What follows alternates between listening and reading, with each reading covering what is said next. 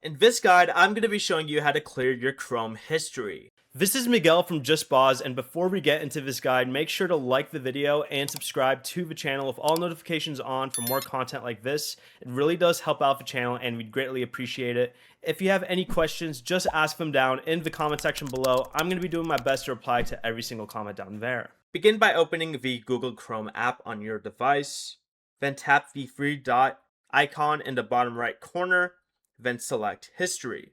Next, tap Delete Browsing Data in the bottom corner.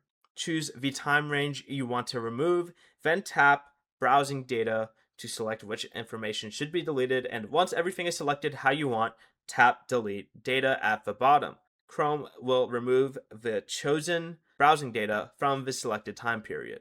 Before you leave, remember to like the video and subscribe to the channel with all notifications on for more content like this. It really does help out the channel and we'd greatly appreciate it. And if you did have any questions, just ask them down in the comment section below. I'm going to be doing my best to reply to every single comment down there. Peace.